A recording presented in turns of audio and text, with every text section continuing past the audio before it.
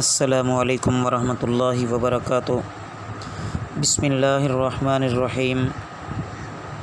عزیز طلبہ، علم النحو کے آج کے سبق میں ہم فصل نمبر 14 شروع کر رہے ہیں جو کہ مجرورات کے متعلق ہے۔ اس سے پہلے ہم نے مرفوعات پڑھے جو کہ 8 تھے، اس کے بعد منصوبات پڑھے جو کہ 12 تھے، اور اب مجرورات پڑھ رہے ہیں۔ جو اسم مجرور ہوتے ہیں وہ 2 ہیں، ایک تو مضاف الیہ جیسے غلام زیدن، اور دوسرا وہ جس پر حرف جر داخل ہو جیسے بزیدن۔ تو مجرورات کی کتنی قسمیں ہیں؟ 2، ایک تو مضاف الیہ اور دوسرا جس پر حرف جر داخل ہو۔ اس کے بارے میں آگے 2 فائدے بیان کیے گئے ہیں۔ مضاف الیہ پر الف لام اور تنوین نہیں آتی، تثنیہ اور جمع کا نون اضافت جب اضافت کی جاتی ہے تو تثنیہ اور جمع کا جو نون ہوتا ہے وہ گر جاتا ہے۔ جیسے غلاما زیدن، یہ غلامان تھا، غلامان کی جب نسبت زید کی طرف کی کہ زید کے 2 غلام، تو تثنیہ کا نون گر گیا اضافت کی وجہ سے، تو غلاما زیدن بن گیا۔ دوسرا فرسا عمرن، یہاں پر بھی وہی ہے کہ عمر کے 2 گھوڑے، اب جب فرسان کی نسبت عمر کی طرف کی تو نون تثنیہ کا گر گیا اضافت کی وجہ سے۔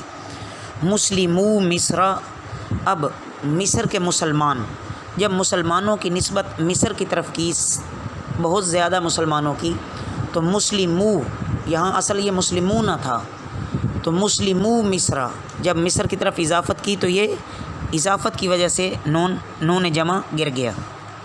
طالبو علم، ب یہ علم کے طلب کرنے والے، یہ طالبون تھا، جب طالبون کی نسبت اپنا کس کی طرف کی؟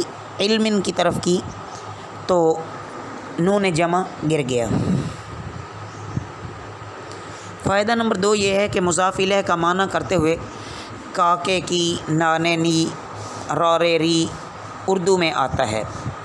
جیسے غلام زیدن، زید کا غلام، غلامی حاضرن، میرا غلام حاضر ہے، ضربت غلامی، میں نے اپنے غلام کو مارا۔ اب اس کے بعد عزیز طلبہ فصل نمبر 15 ہے، اور یہ ایک اہم فصل ہے۔ اس میں اسماء متمکن کے اعراب بیان کیے جا رہے ہیں، اور یہ ہمیں اچھی طرح یاد ہونے چاہیے۔ اسماء متمکن کے اعراب کی اقسام 16 ہے۔ آج ہم صرف ان کے نام یاد کر لیتے ہیں، نام پڑھتے ہیں، وہ ہم نے یاد کرنے ہیں۔ اس کے بعد ہر ایک نام کے ساتھ ہم نے 3 باتیں یاد کرنی ہیں۔ ایک تو کہ جو پہلا اسم ہے، مثلا اسم مفرد منصرف صحیح، مفرد منصرف صحیح اس کو بولیں گے، جیسے زیدن۔ اس میں ہم نے 3 باتیں یاد کرنی ہیں، وہ انشاءاللہ آئندہ سبق میں آئیں گی۔ آج ہم صرف اسماء یاد کر لیتے ہیں، لیکن وہ میں آپ کو یاد دہانی کے لیے کرا دیتا ہوں تاکہ کل کے سبق میں ہمیں آسانی رہے۔ کہ مفرد منصرف صحیح، اس میں اعراب کی اقسام کی تعداد 1 ہے، کہ اس میں جو اعراب آنے ہیں وہ ایک طرح کا آئے گا۔ اسی طرح دوسرا کہ حالت رفع اور نصب اور جر، کہ اس میں کون سی حالت ہے؟ مفرد منصرف صحیح میں حالت کون سی ہے؟ رفع کی ہے، اگر رفع کی ہے تو اس میں ضمہ آئے گا۔ نصب کی حالت ہے یا جر کی حالت ہے وغیرہ، تو یہاں مفرد منصرف صحیح میں حالت رفع ہے اور حالت رفع میں ضمہ۔ اس کے بعد تیسری چیز ہم یاد کریں گے مثال، جیسے جاءنی زیدن، ھذا دلو، ہم رجال۔ تو اس طریقے سے ہم 16 کے 16 قسموں کو لے کر چلیں گے۔ تو آئیے ہم سب سے پہلے اسماء متمکن کی اقسام کے نام یاد کرتے ہیں۔ مفرد منصرف صحیح جیسے زیدن، مفرد قائم مقام صحیح جیسے دلون۔ نمبر 3 جمع مکسر منصرف جیسے رجالن۔ نمبر 4 جمع مؤنث سالم جیسے مسلمات. نمبر 5 غیر منصرف. نمبر 6 اسمائے ستہ مکبرہ جو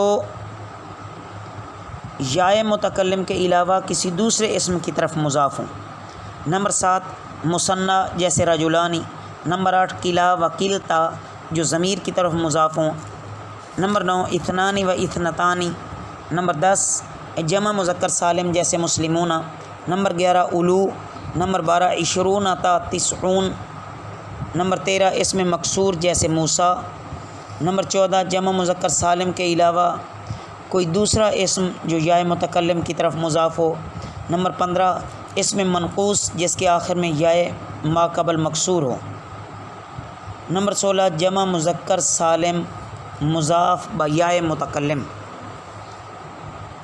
متکلم کی یا کی طرف جو مضاف ہوتا ہے. جمع مذکر سالم جو متکلم کی یا کی طرف مضاف ہوتا ہے. تو بہرحال اس میں جو مشکل لفظ آپ کو لگ رہے ہیں، کل کے سبق میں ہم انشاءاللہ جو آئندہ سبق ہم پڑھیں گے اس میں ہر ایک بات کو کھول کے انشاءاللہ میں عرض کر دوں گا. تو آج کے سبق میں آپ نے جو اسماء متمکن کے اعراب کی اقسام پڑھی ہیں، بس ان کے آپ نے نام ہی یاد کرنے ہیں. باقی انشاءاللہ ہم آئندہ سبق میں پڑھیں گے. وما علینا الا البلاغ.